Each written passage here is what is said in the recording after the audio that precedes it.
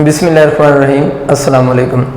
बच्चों, आज हम बहुत इंपॉर्टेंट लॉन्ग क्वेश्चन स्टार्ट कर रहे हैं। बोर्ड पॉइंट ऑफ व्यू से काफ़ी ज़्यादा इंपॉर्टेंट है। इसकी स्टेटमेंट कुछ यूँ आ सकती है, describe Kirchhoff's voltage law in detail, या what is Kirchhoff's voltage law and drive its relation. Kirchhoff's voltage law क्या है और इसका रिलेशन या इसका फार्मूला ड्राइव करें। दोनों तरह से क्वेश्चन पूछ सकते हैं। तो मैंने लिखा है नीचे किरचॉफ्स वोल्टेज लॉ। पहले एमसीक्यू तो याद रखना है, Kirchhoff's voltage law is also called Kirchhoff's voltage rule. तो किरचॉफ्स वोल्टेज लॉ जो होता है इसी को किरचॉफ्स वोल्टेज रूल भी कहते हैं। इसी का एक और नेम भी होता है, इसको किरचॉफ्स वोल्टेज रूल भी कहते हैं और इसी को किरचॉफ्स सेकंड रूल भी कहते हैं। तो दोनों इसी के नाम हैं। किरचॉफ्स वोल्टेज लॉ भी इसी का नाम, मेन इसका नेम हो गया। इसी को किरचॉफ्स वोल्टेज रूल भी बोलते हैं और इसी केवीएल को किरचॉफ्स सेकंड रूल भी कहते हैं। यानी वोल्टेज रूल की बजाय हम यहाँ पर वर्ड क्या लिख रहे हैं, सेकंड रूल भी इसे कहते हैं, क्योंकि ये केवीएल है यानी किरचॉफ्स वोल्टेज लॉ है, तो इसका हम केवीएल भी लिख सकते हैं। ये बातें आप लोगों ने याद रखनी है एमसीक्यू के लिए। फिर अगर हम इसके प्रिंसिपल की बच्चों बात करो, इसका जो प्रिंसिपल होता है, जिस तरह किरचॉफ्स करंट रूल का जो प्रिंसिपल था वो law of conservation of charge था, ठीक है। इसके अगर हम प्रिंसिपल की बात करते हैं तो इसका principle law of conservation of energy है। ये बात आप लोगों ने याद रखनी है कि अगर एमसीक्यू आ जाए, ये दोनों एमसीक्यू के लिए बातें की, इसके अदर नेम भी एमसीक्यू में आते हैं और इसका प्रिंसिपल भी एमसीक्यू में आता है। तो इसका प्रिंसिपल जो है वो law of conservation of energy है। ये बातें लिखने के बाद बोर्ड में आप इसकी स्टेटमेंट्स लिखेंगे। इसकी स्टेटमेंट्स 2 और 3 बन सकती हैं। तो स्टेटमेंट्स हम इसके एंड पे लिखेंगे, अभी हम इसकी स्टेटमेंट की नहीं बात करेंगे। तो अभी मैं आपके लिए बोर्ड पे एक सर्किट ड्रॉ करूंगा और उस सर्किट को सॉल्व करने के लिए हम जो साइन कन्वेंशन यूज़ करेंगे उन कन्वेंशंस को भी मैं लिख देता हूँ, क्योंकि हम उस सर्किट के ऊपर जब वो साइन कन्वेंशन अप्लाई करेंगे तभी हम उस सर्किट को सॉल्व करते हैं। तभी मैं एक सर्किट बना रहा हूँ और साथ में उस सर्किट को सॉल्व करने के लिए जो साइन कन्वेंशन है वो लिख रहा हूँ। इस लॉ को बच्चों प्रूव करने के लिए बुक में उसने ये वाला सर्किट बनाया हुआ है जो कि एक सीरीज सर्किट है। सीरीज सर्किट इसलिए कह रहा हूँ कि ऐसा सर्किट जिसमें करंट फ्लो करने का वन क्लोज पाथ हो वो सीरीज होता है। तो यहाँ पर करंट फ्लो करने का एक ही क्लोज पाथ है, इसलिए हम इसको सीरीज कह रहे हैं। इस सर्किट में 2 बैटरीज लगी हुई हैं। ये जो लार्ज साइड होती है इसको पॉजिटिव, इसको नेगेटिव। ये जो बैटरी है ना इसकी ईएमएफ E1 है। ये जो दूसरी बैटरी है ये पॉजिटिव टर्मिनल, ये नेगेटिव टर्मिनल। इस बैटरी की ईएमएफ E2 है। तो 2 बैटरीज हैं, एक की ईएमएफ E1, एक की ईएमएफ E2। और इस सर्किट में आप ज़रा नोट करें, इस सीरीज सर्किट में 2 रजिस्टर भी लगे हुए हैं। एक इस रजिस्टर की रेजिस्टेंस R1 लिख देते हैं, इस सर्किट की इस रजिस्टर की रेजिस्टेंस R2 है। तो 2 इसमें रजिस्टर लगे हुए हैं और इस सर्किट को मैंने लेबल किया है ABCD, ठीक है। एक क्लोज पाथ बन रहा है और A से अगर शुरू करेंगे मोशन तो वापस अगर A पर ही आएंगे तो पाथ कंप्लीट हो जाएगा। अब बच्चों जो कुछ साइन कन्वेंशन हैं वो अब ज़रा नोट कर लें। पहली साइन कन्वेंशन उसने ये लिखी हुई है कि rise in potential is taken as positive. अभी हम ये साइन कन्वेंशन अप्लाई करेंगे, एक दफ़ा इनको रिवाइज कर लें। अगर किसी भी जगह पर पोटेंशियल में राइज आ रहा होगा ना तो उसका साइन आप लोगों ने पॉजिटिव लेना होगा। इसी तरह अगर किसी भी जगह पर ड्रॉप इन पोटेंशियल आ रहा है, राइज इन पोटेंशियल का आप यूँ समझ सकते हैं कि अगर आप किसी वक्त सर्किट को सॉल्व करते हुए लो पोटेंशियल से हाई की तरफ अगर मूव करें, ये राइज इन पोटेंशियल का मतलब है कि अगर सर्किट को भी हम सॉल्व करेंगे ना तो आप अगर लो पोटेंशियल से हाई की तरफ मूव करेंगे तो आप लोगों ने उसका साइन फिर क्या लेना है, पॉजिटिव ही लेना है। इसी तरह ए ड्रॉप इन पोटेंशियल, सर्किट को सॉल्व करते हुए अगर आप हाई पोटेंशियल से लो पोटेंशियल की तरफ जाएंगे, यानी ड्रॉप इन पोटेंशियल हाई से लो की तरफ जाने का प्लस का मतलब हाई होता है ना और नेगेटिव का मतलब लो होता है। तो अगर आप हाई से लो की तरफ जाएंगे तो पोटेंशियल का जो साइन होगा वो आप लोगों ने नेगेटिव लेना है। 2 बातें होगी। तीसरा पॉइंट बहुत बेसिक पॉइंट है कि for batteries positive end is always at higher potential, कि पॉजिटिव एंड हायर पोटेंशियल पे होगा। एंड अंडरस्टूड सी बात है कि negative end is at lower potential, कि बैटरीज पे पॉजिटिव एंड हाई पोटेंशियल पे होगा और नेगेटिव एंड लोअर पोटेंशियल पे होगा। फिर उसने लिखा हुआ है कि current flows from, current flow करेगा from higher potential to lower potential. इसका मतलब है ये कन्वेंशनल करंट की बात कर रहे हैं, और हमें पता है जो कन्वेंशनल करंट होता है वो हाई पोटेंशियल से फ्लो करता है किसकी तरफ, लो पोटेंशियल की तरफ। तो ये जो बात उसने लिखी कि current flows from higher potential to low potential. आखिरी जो बात लिखी हुई है वो ये है कि इस सर्किट को सॉल्व करने के लिए आप करंट की डायरेक्शन कौन सी अज्यूम करेंगे। तो उसने लिखा हुआ है कि करंट की डायरेक्शन हम कोई भी अज्यूम कर सकते हैं, आइदर क्लॉकवाइज ले लें या एंटी क्लॉकवाइज ले लें, लेकिन हम यूजुअली जब सर्किट को सॉल्व करते हैं तो हम बैटरीज को देखकर करंट की डायरेक्शन लेते हैं। बैटरीज को देखकर कैसे करंट की डायरेक्शन लेते हैं, अभी मैं इस सर्किट को एक्सप्लेन करता हूं तो आपको वो वाला पॉइंट समझ आ जाएगा। तो इस सर्किट को सॉल्व करते हुए इन पॉइंट्स को थोड़ा सा माइंड में रखना है। अभी इन सारे पॉइंट्स को जब हम अप्लाई करेंगे तो आपको ये सारे पॉइंट्स खुद ही याद हो जाएंगे। तो देखिए, सपोज करें इस सर्किट को सॉल्व करने के लिए आप लोगों ने पॉइंट ए से मूव करना शुरू किया।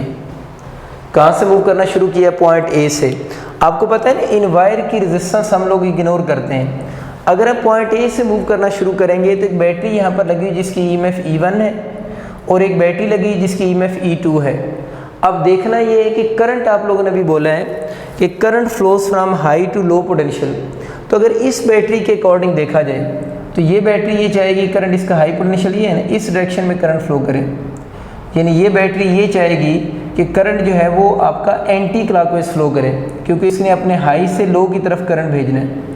तो E1 बैटरी चाह रही है करंट कैसे फ्लो करे, एंटी क्लॉकवाइज फ्लो करे, हाई से लो लिखा हुआ है ना, current flows from high to low potential. लेकिन अगर E2 बैटरी को देखो तो उसको ऊपर हाई है, तो वो ये चाहेगी करंट इस डायरेक्शन में फ्लो करे, यू फ्लो करे। तो E2 बैटरी चाह रही है करंट कैसे फ्लो करे, क्लॉकवाइज, पॉजिटिव से नेगेटिव। E1 चाह रही है करंट पॉजिटिव से उसके नेगेटिव की तरफ फ्लो करे। तो E1 बैटरी चाह रही है करंट कैसे, एंटी क्लॉकवाइज फ्लो करे, और E2 बैटरी ये चाह रही है करंट क्लॉकवाइज फ्लो करे। अब जाहिर है यहाँ पर तो एक ही वायर लगी हुई है, तो यहाँ करंट क्लॉकवाइज फ्लो करेगा, यहाँ करंट एंटी क्लॉकवाइज होगा। तो अब करंट की हम कौन सी डायरेक्शन लेंगे, दोबारा रिपीट कर रहा हूँ, इसके लिए एंटी क्लॉकवाइज, इसके लिए क्या बनना चाहिए, क्लॉकवाइज। इशू आ रहा है, दो बैटरी लगी हुई हैं। अब करंट, हम किस बैटरी के करंट की डायरेक्शन को फॉलो करेंगे, तो हम उस बैटरी के करंट की डायरेक्शन को फॉलो करेंगे जिस बैटरी की ईएमएफ ज़्यादा होगी। तो हम अज्यूम कर लेते हैं कि E1 ग्रेटर है किससे, E2 से। तब हम किस बैटरी के करंट की डायरेक्शन को फॉलो करेंगे, जिसकी ईएमएफ ज़्यादा होगी। तो किसकी ज़्यादा, E1 ज़्यादा है। तो E1 क्या चाह रही थी, करंट कैसे फ्लो करे, एंटी क्लॉकवाइज फ्लो करे। तो अब आप लोगों ने करंट की डायरेक्शन कौन सी लेनी, एंटी क्लॉकवाइज लेनी है। और अगर हम ये अज्यूम कर लेते, अगर हम ये अज्यूम करते तो E2 ग्रेटर है E1 से, तो फिर करंट की डायरेक्शन क्या हो जाती, क्लॉकवाइज हो जाती। तो अब आप लोगों ने E1 greater than E2 assume की है, इस वजह से हम करंट की डायरेक्शन कौन सी ले रहे हैं, एंटी क्लॉकवाइज करंट की डायरेक्शन लेंगे। अब दूसरी बात ये याद रखनी है, करंट की डायरेक्शन तो एंटी क्लॉकवाइज होगी। मैंने शुरू में भी लफ्ज़ बोला है कि इस सर्किट में करंट के फ्लो करने का सिंगल क्लोज पाथ है। अगर करंट के फ्लो करने का सिंगल क्लोज पाथ हो तो वो सीरीज सर्किट होता है, और सीरीज सर्किट में किसी भी पॉइंट पे करंट क्या होता है, सेम होता है। तो इसका मतलब ये हुआ कि सर्किट, पूरे सर्किट में सेम करंट फ्लो करेगा, इस पूरे सर्किट में सेम करंट फ्लो करेगा। इन दोनों बैटरीज की ईएमएफ तो हमें पता है E1 और E2 है। अब जब ये करंट इस रजिस्टर में से पास करेगा, तो जब रजिस्टर में से करंट पास करेगा तो रजिस्टर के अक्रॉस पोटेंशियल ड्रॉप करेगा। जब रजिस्टर में से करंट पास करेगा तो इस रजिस्टर में पोटेंशियल क्या करेगा, ड्रॉप करेगा। तो अगर मैं ये कैलकुलेट करना चाहूँ कि इस रजिस्टर के क्रॉस पोटेंशियल ड्रॉप V1 है, और ये वाला जो रजिस्टर है, इस रजिस्टर के क्रॉस पोटेंशियल ड्रॉप कौन सा है, V2 है, यानी पोटेंशियल यहाँ पर ड्रॉप होगा। अगर हम V1 कैलकुलेट करना चाहें, यानी V1 इस R1 रजिस्टर के अक्रॉस पोटेंशियल कितना ड्रॉप होगा, तो इस रजिस्टर में से करंट, रजिस्टर की रेजिस्टेंस कितनी, R1, करंट कितना फ्लो कर रहा है, I, तो पोटेंशियल ड्रॉप निकालने का क्या फॉर्मूला था, V = IR से निकलता है ना। तो इस रजिस्टर के अक्रॉस पोटेंशियल ड्रॉप कैसे निकालेंगे, वो बनेगा I और इंटू R1। इसी तरह R2 रजिस्टर जो होगा उसके अक्रॉस पोटेंशियल ड्रॉप अगर निकालेंगे तो क्या बनेगा, I R2 होगा। तो दोनों रजिस्टर्स के अक्रॉस आप लोगों ने पोटेंशियल ड्रॉप कैलकुलेट किए हैं, एक IR1 बन गया है और दूसरा जो पोटेंशियल ड्रॉप बनेगा वो IR2 होगा। अब बच्चों हम स्टार्ट करते हैं इसके ऊपर रूल अप्लाई करना।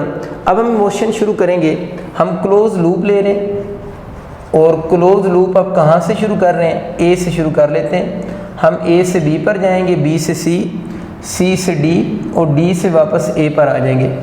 अब देखिए बच्चे आप A से, अब आपको पता नहीं वायर की रेजिस्टेंस को हम इग्नोर करते हैं, तो अब आप A से मूव कर रहे हैं तो पहला पॉइंट आपका ये वाला आएगा। अब आप इस बैटरी में मूव कर रहे हैं लो पोटेंशियल से टुवर्ड्स हाई की तरफ, तो you are moving towards high potential और low potential, you are moving towards high potential. तो क्या लिखा हुआ है, ए राइज इन पोटेंशियल, यानी जब आप लो से हाई की तरफ जाएंगे तो आपके पास पोटेंशियल में क्या आएगा, rise. Rise in potential is taken as positive, तो इसका मतलब है कि राइज इन पोटेंशियल को हम पॉजिटिव लेंगे तो उस रूल के अकॉर्डिंग जो E1 होगा उसका साइन क्या होगा, पॉजिटिव होगा, क्योंकि इस बैटरी की EMF E1 है। पता नहीं EMF की यूनिट भी क्या होती है, वोल्ट ही होती है ना। तो इस केस में जो पोटेंशियल होगा वो आप लोगों ने पॉजिटिव लेना है, क्योंकि कन्वेंशन है ना rise in potential. Rise in potential का मतलब मैंने क्या बताया था, जब लो से आप हाई की तरफ जाओगे तो आप इस तरफ क्यों मूव कर रहे हैं, पहली बात तो ये है ना, इस वजह से मूव कर रहे हैं कि हम लोग करंट के अलॉन्ग मूव कर रहे हैं ना। किसके अलॉन्ग, करंट। तो करंट यहाँ से इधर ही आ रहा है, तो आप किधर मूव कर रहे हैं, लो से हाई की तरफ मूव कर रहे हैं, तो you are going towards rise in potential which is taken as positive. इस वजह से इसका जो साइन होगा E1 का साइन क्या होगा, पॉजिटिव होगा। फिर बच्चों दोबारा देखिए लिखा हुआ है current flows from high to low potential. किसी भी रजिस्टर में जो करंट फ्लो करता है वो हाई से लो में, हाई पोटेंशियल से लो की तरफ फ्लो करेगा। मुझे तो इस रजिस्टर में से करंट गुजर रहा है, अगर इस रजिस्टर में से करंट गुजर रहा है तो इस रजिस्टर का ये वाला पॉइंट और ये वाला पॉइंट ज़रा फोकस करो। करंट किधर बोला है, लिखा हुआ फ्लो करेगा हाई से लो पोटेंशियल की तरफ। अगर करंट इस तरफ जा रहा है तो इस रजिस्टर का ये वाला हाई पोटेंशियल होगा और ये वाला इस रजिस्टर का फिर लो पोटेंशियल होगा, क्योंकि ये बात लिखी है ना कि current flows from high to low potential.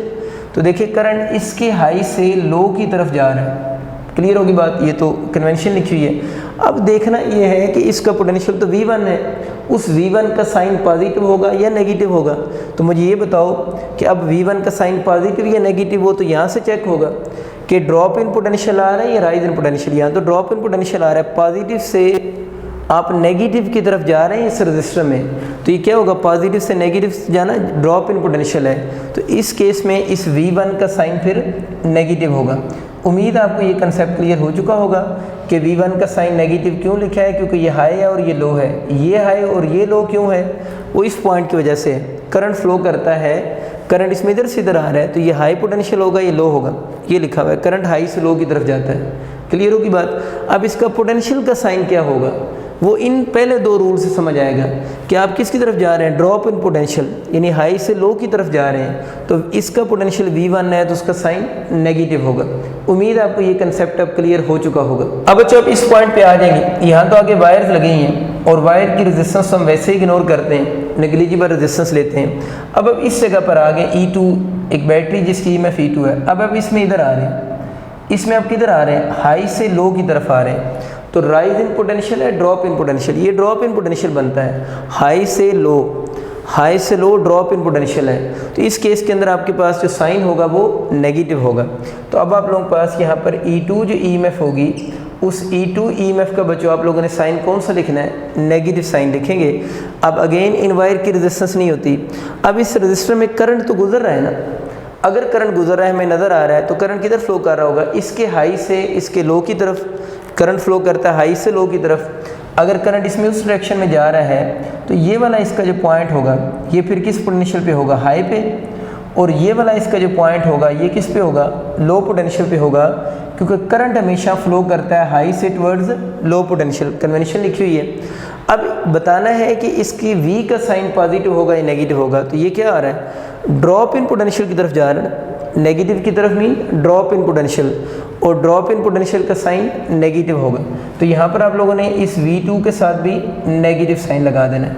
अब बच्चों किरचॉफ्स वोल्टेज लॉ क्या है, किरचॉफ अपने वोल्टेज लॉ में या वोल्टेज रूल में या सेकंड रूल में ये कहता है कि किसी भी क्लोज सर्किट के अंदर या किसी भी लूप के अंदर जितनी भी ईएमएफ का सम बनेगा और जितने भी पोटेंशियल ड्रॉप का सम बनेगा, किसी भी लूप के अंदर जितनी भी ईएमएफ या जितने भी पोटेंशियल ड्रॉप का सम होगा वो ऑलवेज इक्वल टू ज़ीरो होगा।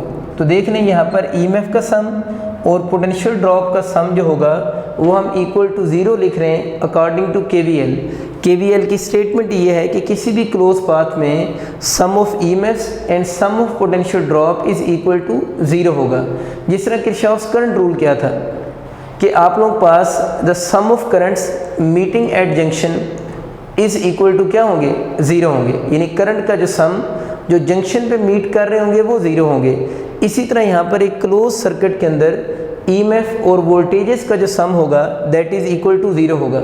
और एक और पॉइंट समझ लें, जब एक से ज़्यादा प्लस माइनस लगे हुए हों तो उन सब को हम ओवरऑल सम का ही नाम देते हैं। अब आप इसमें V1 और V2 की वैल्यूज़ पुट कर दें तो आप यहाँ पर लिख भी सकते हैं बाय पुटिंग द वैल्यूज़, क्योंकि हम लोगों ने ऊपर इनकी वैल्यूज़ कैलकुलेट की हुई हैं। E1 माइनस V1 की जगह पर आप लोगों ने क्या लिख सकते हैं IR1, E2 तो उसी तरह ही आ जाएगा, और V2 की जगह पर लिख देंगे minus IR2 is equal to zero हो जाएगा। तब आप इन दोनों EMF को इसी साइड पे रहने दें, E1 minus E2 equal to ये दोनों तो EMFs है ना, और IR1 और IR2 पोटेंशियल ड्रॉप है। ये पोटेंशियल ड्रॉप किसके अक्रॉस हैं, रजिस्टर के अक्रॉस है ना। तो ये मैं बोल रहा हूँ कि ये जो दोनों हैं इन दोनों का हम नाम दे रहे हैं कि ये दोनों पोटेंशियल ड्रॉप हैं और किसके अक्रॉस हैं, रजिस्टर के अक्रॉस। इनको दूसरी तरफ ले जाएं तो ये बन जाएगा IR1 प्लस IR2 हो जाएगा, यानी इस तरफ माइनस हो रहे थे उधर जाकर ये प्लस हो जाएंगे। तो इस चीज़ को हम लिख सकते हैं कि ये चीज़ क्या लिखी हुई है, सम ऑफ EMF लिखा हुआ है इक्वल टू हो जाएगा sum of potential drop. Potential drop को हम क्या लिख सकते हैं, जनरल फॉर्म में IRB लिख सकते हैं, ठीक है। I1 R1 I2 R2 है ना, तो इसको जनरली हम IRB लिख सकते हैं। अब बच्चों हम इसकी 3 डिफरेंट स्टेटमेंट्स लिखेंगे। एक स्टेटमेंट हम इसकी इस इक्वेशन को देख के लिखेंगे, ठीक होगी बात। एक स्टेटमेंट हम इस इक्वेशन को देख के भी लिख सकते हैं और एक स्टेटमेंट हम इस इक्वेशन को भी देख के लिख सकते हैं। तब इसकी जो डिफरेंट पॉसिबल स्टेटमेंट्स होती हैं जो आप बोर्ड में लिखेंगे वो मैं आप लोगों के लिए एक दफ़ा बोर्ड पे स्टेटमेंट लिख देता हूँ, फिर हम उनको अंडरस्टैंड भी कर लेंगे कि उसके मीनिंग्स क्या बनते हैं। मैंने बच्चों इसकी स्टेटमेंट्स बोर्ड पे लिख सी हैं, एक दफ़ा उनको रीड कर लेते हैं। जो फर्स्ट स्टेटमेंट है वो इस इक्वेशन को देख के लिखी गई है। इस इक्वेशन में क्या लिखा हुआ है, सम ऑफ EMFs लिखा हुआ है, यहाँ पर भी लिखा हुआ है इन एनी क्लोज सर्किट, ठीक है। पहली बात तो ये है किरचॉफ वोल्टेज लॉ किसके ऊपर अप्लाई होगा, किसी क्लोज सर्किट के ऊपर अप्लाई होगा, यानी ओपन सर्किट के ऊपर ये अप्लाई नहीं होगा बल्कि क्लोज सर्किट के लिए है। कि इन एनी क्लोज सर्किट क्या होगा, the algebraic sum of all the electromotive force, कि algebraic sum of all the electromotive force. तो इस क्लोज सर्किट में 2 इलेक्ट्रोमोटिव फोर्स हैं, एक E1 और एक E2, तो ये E1 और E2 भी लिखा हुआ है। अब कुछ बच्चे कहते हैं सर यहाँ तो माइनस है तो डिफरेंस कहना चाहिए। देखिए ये माइनस साइन तो साइन कन्वेंशन की वजह से आया हुआ है ना, एक बात। और दूसरी बात ये कि अगर किसी इक्वेशन में एक से ज़्यादा प्लस माइनस लगे हुए हों तो फिर हम इनको ओवरऑल सम का ही नाम देते हैं। तो ये बात आप लोगों ने याद रखनी है कि ये जो माइनस है वो तो साइन कन्वेंशन का माइनस है। और दूसरी बात ये कि एक से ज़्यादा प्लस या माइनस हो तो कंबाइंड सब को फिर सम ही बोलते हैं, क्योंकि अलजेब्रिक सम बोलते हैं ना, ठीक है। कि in any close circuit the algebraic sum of all the electromotive force in EMF, ये 2 बातें होगी। EMF एंड V1 और V2 क्या हैं, ये पोटेंशियल ड्रॉप हैं। और मैंने आपको क्या बताया, पोटेंशियल ड्रॉप किसके अक्रॉस होता है, रजिस्टर के अक्रॉस होगा।